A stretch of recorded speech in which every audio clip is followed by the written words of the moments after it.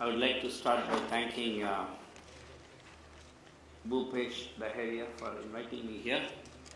We just came in touch with each other a couple of days ago, and he thought that this talk might be pertinent to data science. And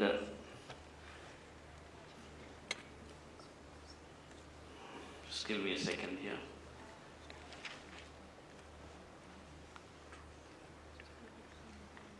All right. So,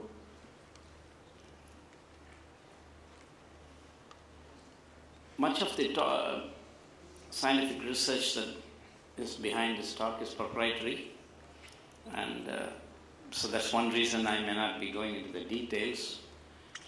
And the second reason is also that it's very technical, and it's part of fundamental research in science. So anybody here who is a physicist or a quantum physicist, put your hand up. Nobody, so okay, I'm safe. And also because, so my aim is to give you a very brief but hopefully interesting overview or insight into what's happening. And what's happening is that the concept of data is going to fundamentally change.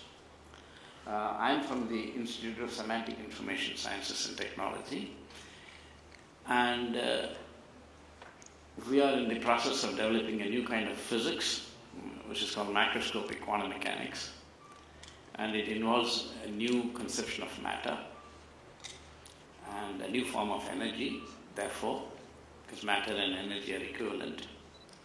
And physics being fundamental, it will influence all fields: chemistry, biology, medicine, computer science, so on and so forth. So today, my idea is to give you a very brief idea into how this could impact big data. And I saw a slide here which said that now big data analytics is all about personal experience, making it richer, making it individualized. And you would consider psychology to be connected to experience, but not physics. And the connection to big data is that physics is going to be all about experience in the next decade. So there is going to be a physics of experience. So you can imagine how that is going to influence all your data handling, and computers are going to be different. And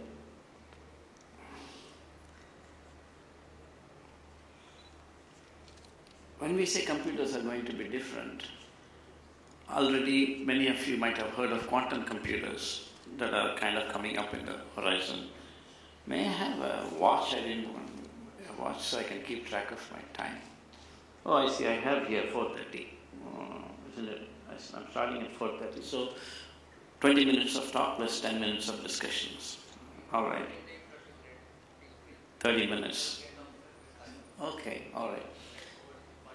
How many of you have heard of quantum computers? Just put your hand up, at least the name.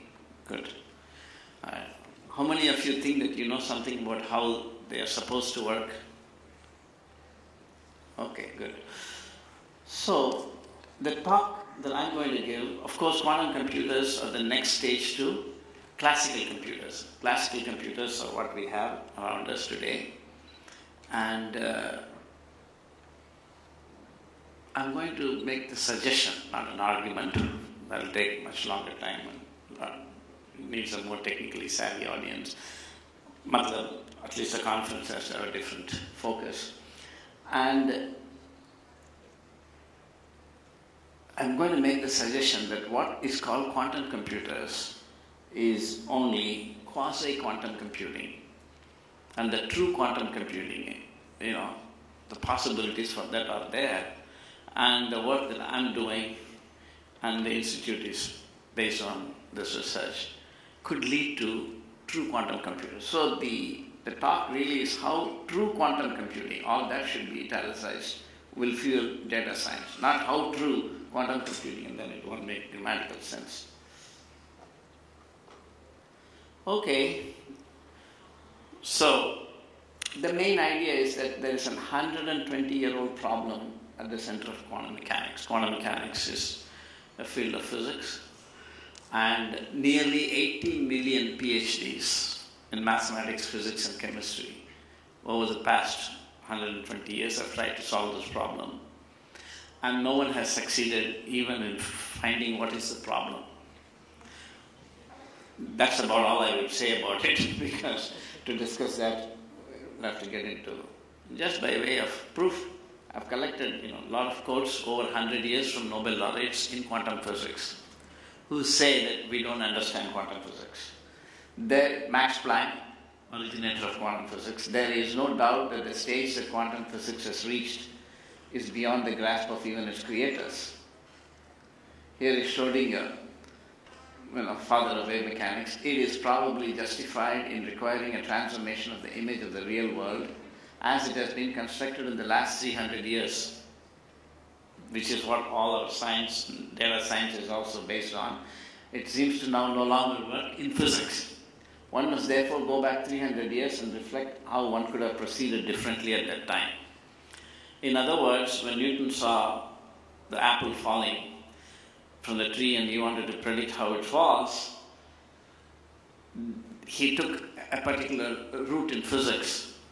And at that time, there was no possibility for knowing that this is only one of other possible routes, and that the route he took is also fundamentally not sound.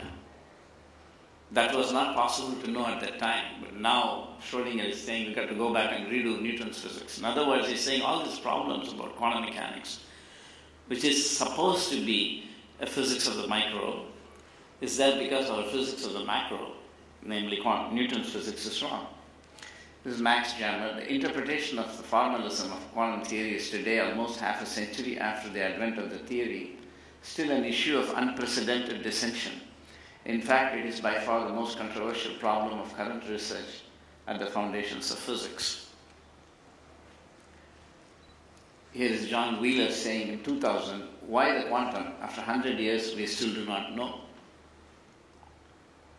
Here is collage from Stanford University, 2005. Physicists today are in a similar conundrum with quantum theory as those who were at the 1911 Solvay meeting, which that's the time quantum mechanics began to come out. Now, why are all these people who got Nobel Prize in quantum mechanics saying we don't understand quantum mechanics? And how could they get a Nobel Prize in the theory? How could they even participate in creating the theory?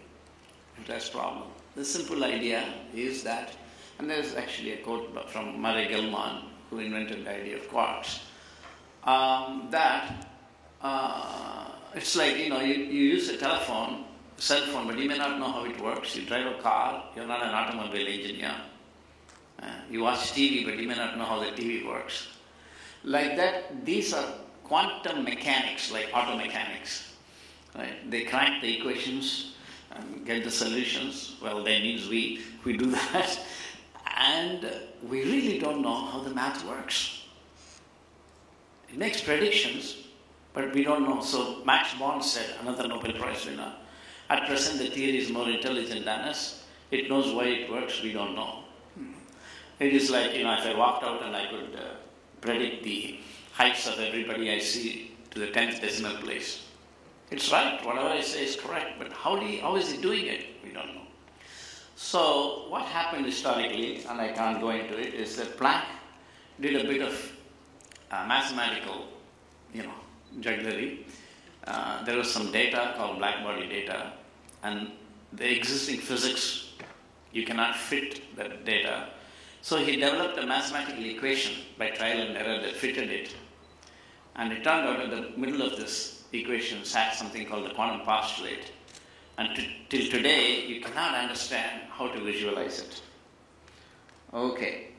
So at our institute, we are moving towards a solution to this problem. In other words, we have identified the problem and we have solved it. Very close. And obviously, if it's true, then it will have all kinds of applications. And I would like to briefly say what kind of implication this would have for big data. That's the goal of the talk. And here is Brian Josephson is also a Nobel laureate in quantum physics. I was very interested in the talk by me because he showed by some nice arguments that the proper way to think of quantum mechanics is in terms of relationships. This is a new way of thinking, which is perhaps how we can get out of the confusions. It may be that this is how we should be doing science. So that is important. Here is Dr. Srikantan, former director of TIFR. Gomatam has proposed a new approach according to which quantum theory ought to use the term statistics or probability to refer only to the occurrence of observable events and altogether renounce the notion of probabilities when talking about quantum ontological states. These are a bit technical points, but just to show you, oops.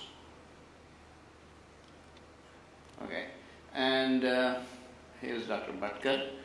I think he's associated with your data science thing, not perhaps not.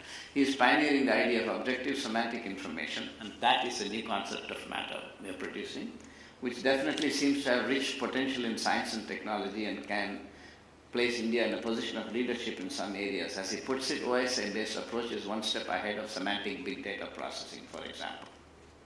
In other words, the big data is now the in thing, it's the next big thing, but what we are doing could be the next big thing after that. Okay, we agree with Gomatam, this is a paper, NASA-funded paper. We agree with Gomatam who argues for a revision of our notion of macroscopic objects. Indeed, the key to progress may lie in a willingness to abandon stalwart concepts of dynamism such as energy, momentum, force. Okay. So all this could be given up in physics. How is this going to happen? Well, we'll see.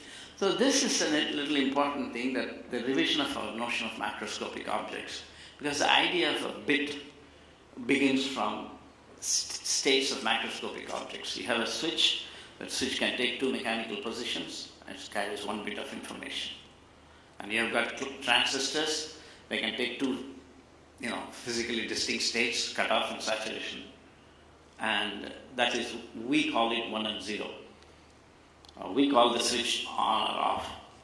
It's mechanically two states.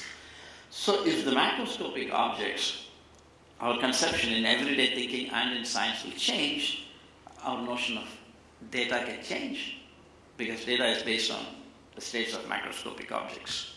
Of course, remember, once again, this is fundamental scientific research, so these kind of concepts, you may not be often thinking, even computer science students may not think much about it. Okay, where is that investment thing? Okay. Quantum computing is so big, I'll try to go forward and come back. Where is that? This should have been. These are some major investments in quantum computing. 2016, European Union invested $1 billion into it. In 2015, you had, where is the red light?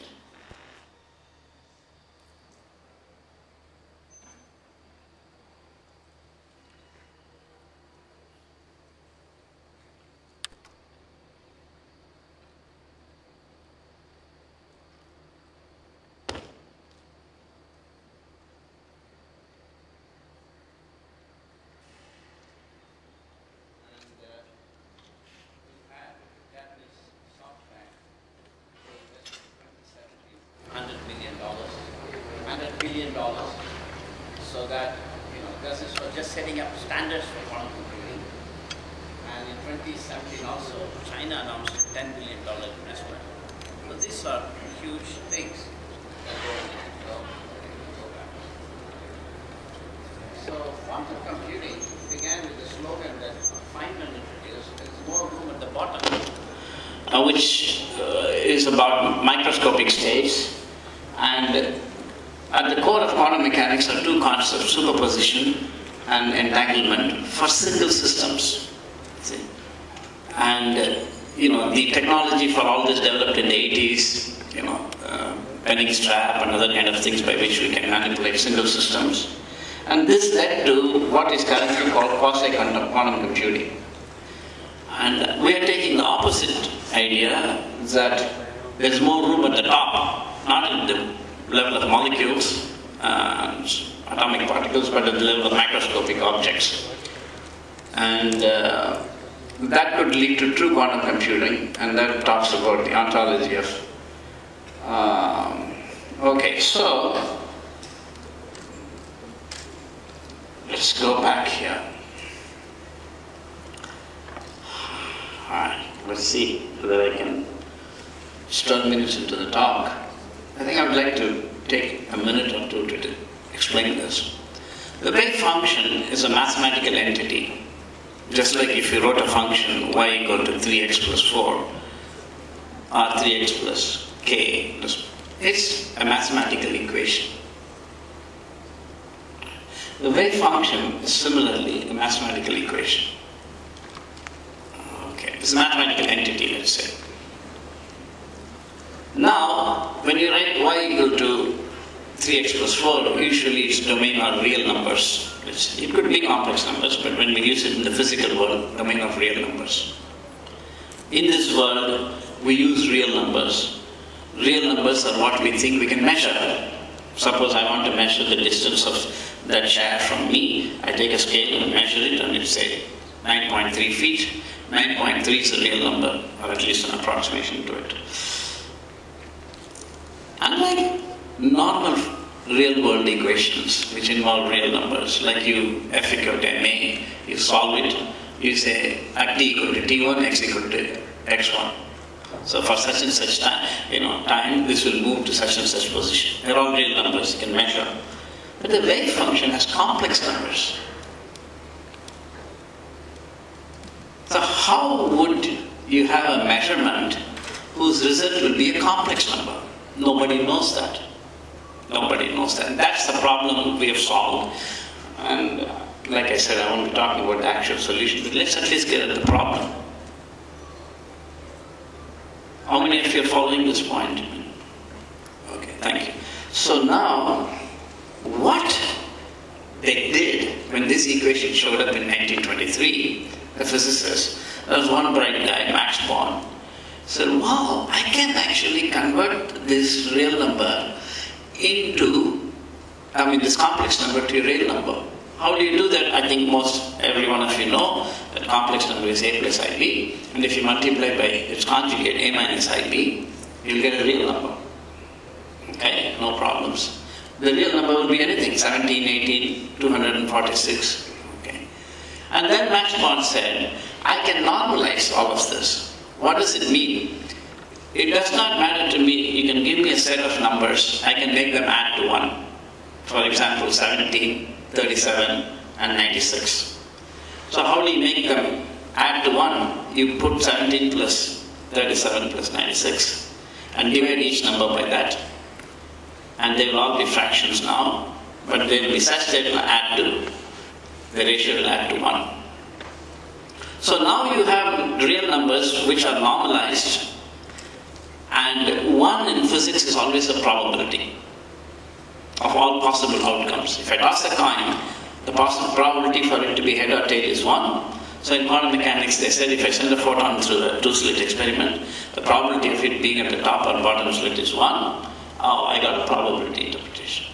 So this is one explanation of why is it that they're able to use the theory but they don't understand. Because the complex numbers represent single events and nobody knows what it means. So they made it into probabilities, and the probabilities refer to an ensemble of events. So I can know, if you say, for example, the probability is an average. If you say, what is the probability of rain? It's raining tomorrow. Okay, over 2,200 years, you guys are big data analytics, you can find out that's a non-zero probability. It actually refers to a large number of data. But if you can actually talk about a simple thing, you don't need probabilities and you don't need large data. Does that sound something similar to what big data is doing? So you can think like, oh, okay, there's a physics where we use probabilities and we deal with large data. We could probably get rid of it if we use complex numbers and we don't use probability interpretation. And that's where this is going. So this idea of quantum information came into quantum mechanics by about 70s and 80s. Remember, physicists are still stumbling across. They're trying to figure out, what this theory is, which means what does it do for a single event? It's a profound question. There was a time when many foolish physicists used to think like, this is philosophy, we know how to use quantum mechanics. But just don't believe that. This is at the core of physics, because quantum computing, which uses entanglement, quantum teleportation, all of this came out of something like, say, EPR paradox, which used to be thought as philosophy before. Now it's physics, and I don't have enough time to get into the details. So how does information come? Because in big data we are processing information, and in quantum theory, information is going to come in a different way, and it's going to connect to experience. All this, and I'm just giving you only a snapshot of the whole thing. All right, so in a probability, for example, I toss a coin, the probability is 50-50, it will be head or tails. For a single event, how do I know what happened? I have to go and look at the coin and say, oh, it's head or tail. In other words, any probability theory cannot actually complete its account of a single event without appealing to the experience of the experimenter. His experience is head or tails. Okay. Right? Now, probability can be explained in terms of what's called hidden variables. Right? You actually toss a coin, and you may not know what it's going to be, but if you knew everything in the world, the angle at which the coin was pushed on my finger, what is the force with which I flicked it, what is the wind force at the time, whether any solar flares, or what are all the gravitational pull of every celestial object on this coin, if I could calculate all of that, I can in principle say exactly whether it will be head or tails, and I use probabilities because I don't know what's going to happen. This is called the epistemic view of probabilities. And so there the information is subjective. And it's meaningful, or it's head or tail. So we deal in subjective semantic information. You read newspapers, it's subjective semantic information. Now, we are going to go to the opposites of it, objective semantic information. That's the work we are doing. And although this idea of quantum information came in the subjective sense, it's unlikely to be useful for physics, because physics wants to be objective. So the quantum information theory uses a notion of probabilities called Bayesian probabilities. And there's quantum Bayesianism and stuff like that. But David Deutsch is one of the pioneers of this idea of quantum information. In 2012 wrote, quantum information theory as it stands never gets around to specifying what it is referring to as quantum information. What does it mean, quantum information? Nor its relation to classical information, which is of the Shannon type. It is not, despite the name, a theory of a new type of information, but we are developing the theory of a new type of information. A new theory of information is needed within physics, but at a deeper level than both present quantum theory and Shannon's theory. But he doesn't know that there can be another theory, or at least at any rate he doesn't want to get into that here, so he says than both quantum theory and Shannon's theory. All right. So, we are introducing in this sense an objective semantic information. So now you know that in any probability theory, you need to appeal to my experience. And if you could give an objective account of experience in physics, then it won't be, of course, subjective, and then it will be something new. Okay. I think I should, anyway. So, the goal of science is twofold. One is to make predictions, of course, and the other is to give explanations. And explanations involve physical ontology. When I say physical ontology, if I ask you, is this a mental object or a physical object? Most every one of you will say it's a physical object. But it's not. It's an empirical object. An empirical object is, something that's given in your experience. What's behind it could be anything. You see? So ones and zeros in one sense are empirical objects, because what's behind it are actually electronic gates and their electronic states. So these kind of things are not taught in physics at school level and college level. They're very, very important ones.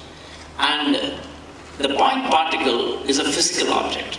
So the object of physics cannot be seen, but it must be related to what is seen. It must correspond to empirical objects. Now, here is classical. I'm going to give you classical computing, quantum computing, and post-quantum computing. The classical bit is what you use in your current computers. These are the data that are ones and zeros, and it has one of two states possible, 1 and 0, nothing in between. Quantum bit also has 1 and 0 empirically when you observe, but in between it can take everything is a psi function, that wave function I told you, and it could be any one of the wave functions, and when you make a measurement, it will collapse with the probability to 1 or 0. So it is actually like a classical bit, but behind that there is some unknown quantum states. Okay. So basically what it is like a classical bit is if you take a piece of paper and you just take a little piece and you give it to somebody, all you can write is 1 or 0. A quantum bit, current modern quantum computers, they use this quantum bit. It's like a full paper. You can write anything you want anywhere. It's like a scratch pad. But ultimately you have to give him a small piece only with 1 or 0. So it's a little better, but not fully better. And the quantum computing that we are doing involves macroscopic quantum state. And this has got a macroscopic quantum state. Now what is that? I'm going to explain it with another little diagram. Here is the classical bit. The classical bit is a classical physical system, like a switch or a transistor, and a readout, which means an empirical state. Either mentally I should say 1 or 0 when I use it. So it's not just the switch, but switch plus interpretation. The quantum bit retains the classical bit, that should be C, yes, or the other one should be CP. So if CP plus readout, the classical thing is there, but underneath that is the quantum system, say spin state particle or something. Three things together that drive the quantum bit, and this is not normally the way it is taught. This is my way of teaching quantum computing. And you get again 1 or 0 as I explained to you, but the QS system can do all kinds of mysterious computing, and quantum computers use what are called unitary transformations, and I'm not going to go into all of that, but this is, you can see. Now what I want to do is to take the quantum system QS and have a direct readout, which will be like the classical bit, so it doesn't use the CP and the probabilities, and the type of quantum algorithms that they develop, which are very unlikely to be industrially implemented. But even if they did, they would not be as powerful as these computers. So I'm just showing you a layout of the land. All right. Okay, now I'm coming to the end of my talk. So some potential areas of impact for objective semantic information-based quantum mechanics. Periodic table. Yeah, we could revise the periodic table. And making big data small data, semantic medicine, which is a big data driven thing, semantic pathology, macroscopic quantum computing, and all that stuff. Okay. If you go on Google now, semantic, you'll get so many fields, semantic biology, semantic medicine, they're all big data driven currently. How can we make big data small data using this idea of OSI? You see, if you drop a green tennis ball and an apple, which are of the same mass, then according to classical mechanics, the dynamical equations are identical, the results will be identical. You cannot, using Newton's mechanics, distinguish between a green tennis ball and a red apple. But in your experience, a green tennis ball is completely a different object from a red apple. And you talk about, so when we apply, it turns out that when you apply quantum mechanics to the macroscopic regime, independent of current microscopic quantum mechanics, you can make a distinction in physics between green tennis ball and red apple. What does it mean for big data? So how did big data come about? I mean, you guys are experts, this is not my field, but I used to work in computer science before. And my layman's understanding of big data is that when you want to make sense out of an object, say, or any situation, physical situation, you need to collect as much data as possible and find interrelationships between them. Why? Because our data is only a snapshot. I'm talking about an object because I'm a physicist, but it can be done to anything. It's a snapshot. Suppose you're talking about windstorms, tornadoes coming in a place. You take data that are snapshots. So if I just say that this is rectangular, that's one snapshot of this thing. Well, on this side it's a long, thin rectangle. And on this side it has got a reflective surface. And this is actually different, it has different coefficient of restitution at this side. And the touch is very different. You can go on explaining even just a little object unlimitedly. Therefore, big data comes actually because of the need to make a sense of the whole, given a large amount of data about the parts. And it turns out in quantum mechanics, the same problem is there.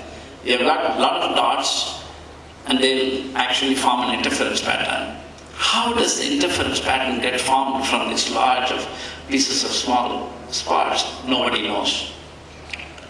Another way to say that is, you go to the beach, you say there's a beach. What is a beach? Can you just pick up something? Is it a beach? No, it's a particle, sand particle. So how do sand particles, which have no beachness in them, combine to form a beach? You see? So how do small data, which don't have in and of themselves the information you are seeking, combine to form the big information? These are fundamental questions. And it turns out there are very interesting and intriguing answers through physics, which nobody is doing it, but this is made in India science, made in Jew science. And I already started, enough number of people are appreciating it. And by the way, some of the papers from our research are already part of the curriculum in North American universities. So these are all some ideas that are there. I can't really go into the details of this. And obviously, if you could say this is a green tennis ball and that's a red apple, you have said everything that needs to be said about it. Why do I have to, talk about all kinds of data? So big data is like like this big screen, and if I go close to it, I can't see anything. I got to pull back. Now I see, oh, that's a slide and there's got text in it. So big data is data that's too big even for computers. Data came when it was too big for humans to handle. Big data came when it's too big for computers to handle. And so you got all kinds of things to. So it is all about taking a snapshot of the big thing. And I'll just give you a last stunner, and then we'll go. So today, let's say that I did a Google search and did Jaguar. What do I mean? Do I mean the car, or do I mean the animal? And of course, our Bhupesh is the expert on context. I saw that he gave a talk on context. So it's all about context. And that's why all these guys are tracing everything you do.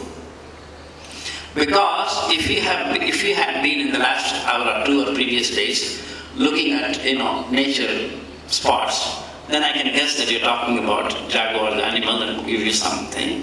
Or if you have been looking at car dealers, then I know that you're talking about the Jaguar car, and maybe put up a Mercedes Benz, we are better than Jaguar or something. This is intelligent context-driven data processing. So context is everything, right?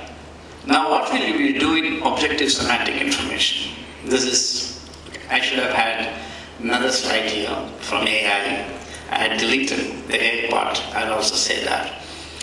Originally, when we were doing work in AI, beginning, I'm talking about 70s and 80s, when probably many of you were not even born, how can computers have intelligence? And this involved building context. And for example, if you had a sentence like, I saw this man, I saw the man on the hill with the telescope. What do you mean by that? It could be anything. I saw the man on the hill with a telescope. He was carrying a telescope. Or there were many hills, and then one hill had a telescope, and he said, I saw the man on that hill. It's a very famous example from the 70s. Right? Now, you could be just walking on the street, and you saw the guy and said, he's the same guy I saw on the hill with the telescope. So right now, while talking, there is neither hill nor a telescope. How do you understand? This involves what is called ostension. It goes beyond context. Right? Ostension means you can point and say, okay, this is what I mean. And you can put all these diagrams and tell the human, this is what, oh, you meant this. Okay. You cannot point and tell a computer that this is a tennis ball, that this is a green, this is apple. To develop pattern recognition, object recognition, you got to build enormous amount of data into it. And you should be able to, you have, all of you know in big data, and you want to, some guy is looking at one image and you need to know what is that image, and then you want to put similar things there. You got to do big data analytics. Last point, fasten your seatbelts.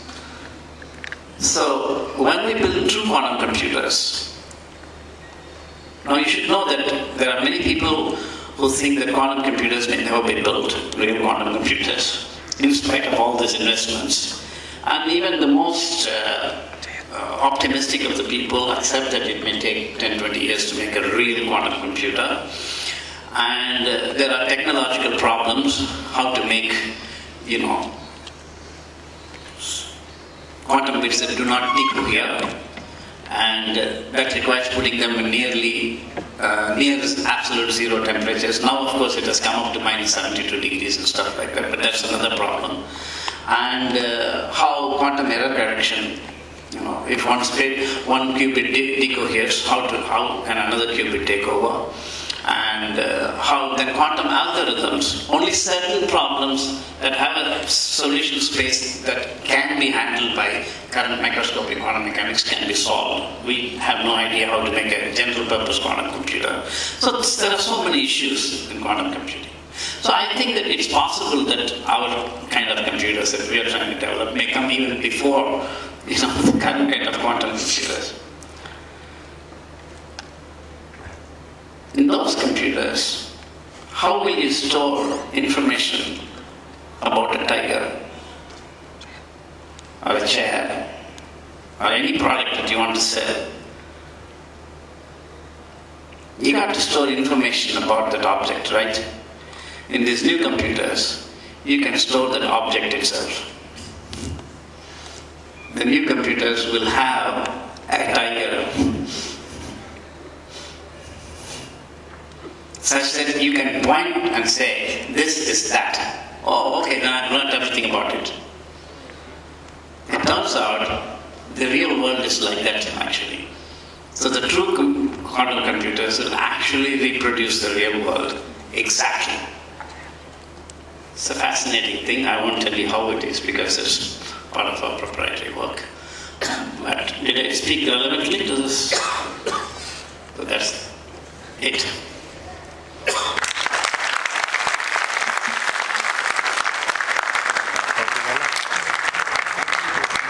Any questions anybody has? I can answer. How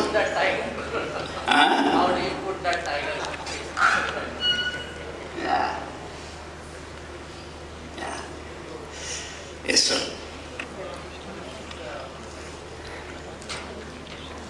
What kind of power requirement will this quantum computer have to store this information? Wow, that's a very good question. And if you remember, there was, they changed that thing. Can you put that back? Yeah, if you can put that PPT back. You found a quote there, the NASA guy was saying that we agree with Gomatam that we have to change our concepts of energy, So, can you just move to the next chair a little bit? You see? I just gave you a little information and you moved. If I were to mechanically move you, I have to come there and then spend a lot of energy. So people communicate by information and things are very efficient. It turns out that objects also can communicate by information. That's what objective semantic information is. So the same thing you do with a lot of energy, you can do with very little energy using this predictive semantic. And in fact, the very idea of energy will change. Because it's no longer related to mass, but information. To give you an example, if you saw on the computer an image, like you see an apple, you can't ask what is its mass, because it's an empirical object. Right? Behind that, all you have are pixels that are either on or off on the computer screen. So it's information. There's a certain combination of color on the screen that gives you the information of an apple. So it turns out the real world is also like that. That's an answer to how do you put it there.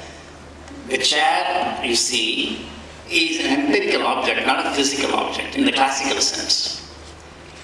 So now on the computer there is patterns, but there is an apple only when you see it. Similarly, the world also, everything, it seems, that's not it, that's the wrong way of looking, but it looks like everything exists only when we see it. Don't connect it to Indian ideas of Maya and all that. This is pure science. And if you go on Google, Einstein moon, you will find thousands of hits on Einstein asking, does the moon exist only when you look at it? In other words, Einstein said, maybe the table and chair exist only when we look at it. But do you think even the moon exists? Actually, he asked a wrong question. He framed it incorrectly. So Einstein himself worked for about 40 years on solving this problem. He didn't solve it. He said, I have worked 100 times more on quantum theory than theory of relativity. And before he died, he also said, nowadays every Tom, Dick and Harry thinks that he has understood quantum mechanics, but he's an illusion. And he was very right.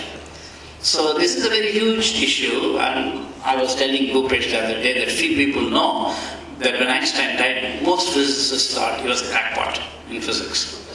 And why did they think? Because of his objection to quantum mechanics. I can't go into that. Okay, I have one more question. Yes? How does the storage look like in a quantum computer? Oh, you should put on the thing, I can give you a card, Institute of Semantic Information Sciences and Technology, and below that we have written, the world will never be the same, literally. So how will it look like, the computer? You have to know how the world will look like. It's going to be very different. Specifically the storage part, how will it look like? I will take...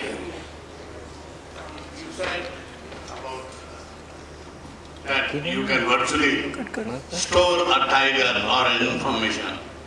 Now the question, that much one can perceive.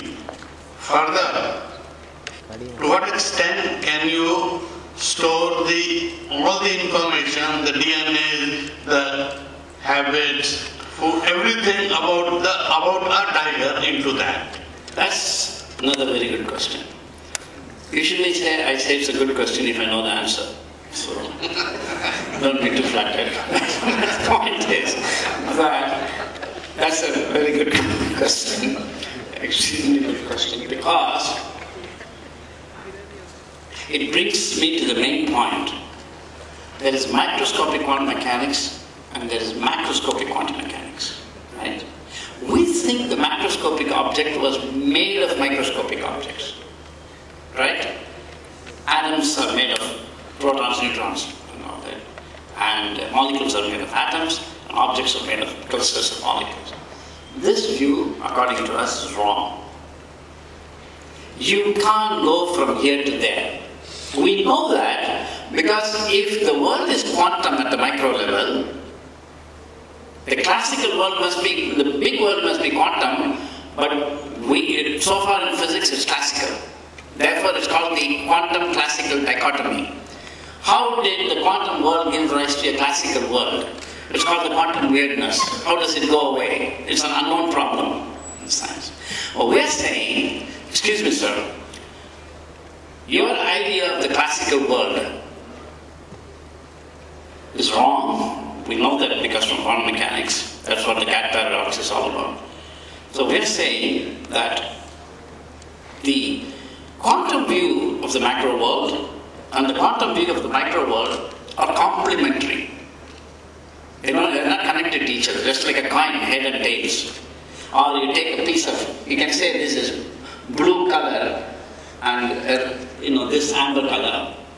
Or you can say this English text. A graphic designer doesn't even look at what's written. He's only talking about the color and layout.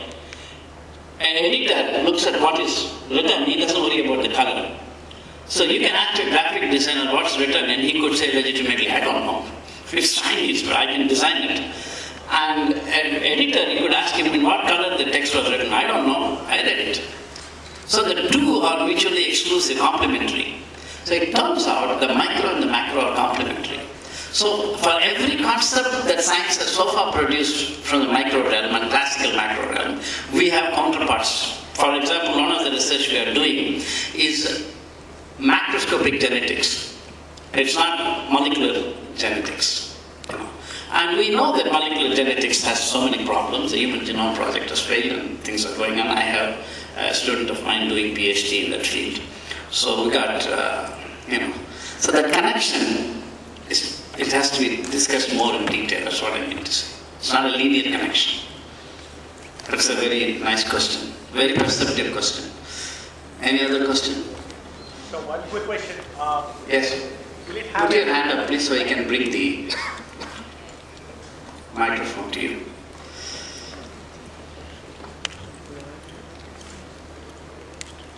Say two things. May I just take a few minutes and say?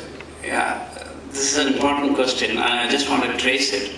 When Newton developed physics, he already recognized that time is relative. If I'm very tired, some distance will look very long, and if I'm not tired, it looks very short. If somebody is interesting, then the time seems to fly. If the talk is not so interesting like this one, then time seems to go very slow. So he knew that time is subjectively perceived. But to do physics, if you want to, different observers, if they have to actually have the same result on the same phenomena, then there must be some objective notion of time that is in the least intersubjectively invariant, if not really objective. So he came up with this idea in mechanics, and he may be surprised, but he had to do that at the time. He said that there must be a God. People don't know that this was required to develop physics by Newton, and this God has senses like us. And in God's sensorium, space and time flow equally everywhere. That's one of the two definitions of Newton, on which there's a lot of debate in physics now. Does Newton require absolute space and time? It's a debate. So the idea of absolute space and time came from an absolute observer who is called God.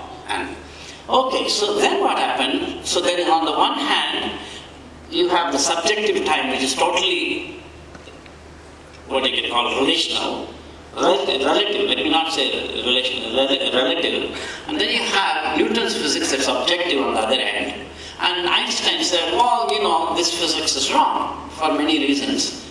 That he had, he could say that because Newton's equations were Galilean invariant but not Lorentz invariant. Lorentz equations were Lorentz invariant but not Galilean invariant. So he had to find a universal group of invariants called the Poincare invariants. And then Einstein found that. That's the technical side. So this non-technical side is, Einstein said, well, that is objective time, and that is the relative time of people. This is the objective time of classical world. Einstein said, in my world, it is relativistic time. It's not relative, it's not objective, but it's relativistic. So it kind of moved away from objective, but not yet subjective. We won't go into more of the physics. In my macroscopic quantum mechanics, we're going to move a little further towards subjective, and it's going to involve a relational space and time. Not objective space and time of R3 cross R1, not the relativistic time of the Riemannian manifold, but relational time of macroscopic quantum mechanics, and their space and time become experiences. And remember, experience is no longer subjective in my physics, there is an objective counterpart, the objective semantic information. So it turns out that you could manipulate space and time too. It's going to turn out. And we already know that in some sense in quantum computing. I have another colleague of mine here, Jayant. I think he can say more about it, or if I make a mistake, I hope he'll keep quiet. Which is that even in quantum mechanics, you are actually moving space. Because the space of quantum mechanics is mathematical, it's a Hilbert space. And you rotate the space in order to do unitary transformation. Am I correct? So, but they don't know what that mathematics represents. That is what I said, ontology is not known. But if I can make that ontology, I can move space and time. Ooh. So this is also not a speculation, it's pretty close. But time travel may not be the right idea, in fact, to travel. We are already doing time travel. Because if I just go from here to there, I started 5 seconds ago, I traveled in time. It's not very difficult. But I can go back in space, but further time has passed. I can't go back in time. So that's what we want to do, go forward and backward in time. Maybe that's what is meant by time travel. But that must come in physics. So those are some thoughts about your question. Little loose thoughts, but not totally meaningless. Is that okay? Whoever asks the question? Thank you. Yeah. Yes, that lady has a hand up. I'll take it. To maintain gender parity. So, just as crystals repeat themselves in space, time crystals... Even with the microphone, I cannot hear you. Just as crystals repeat themselves, the structure repeats itself in space, time crystals repeat themselves in time, and that's how they plan on storing data for quantum computing. So I want to know if this somehow affects your research, or your research has taken a branch, like diverted so much from this that this doesn't even matter. Did you hear? So I'm sorry, what did you come close? It was difficult to hear you through the microphone. Maybe the audio quality at that distance was not good. Yeah.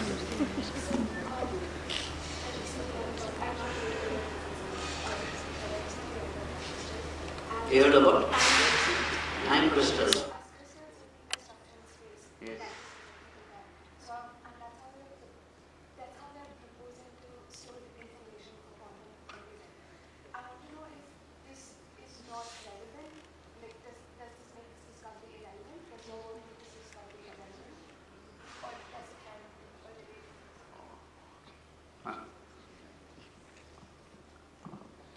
Let me repeat the question.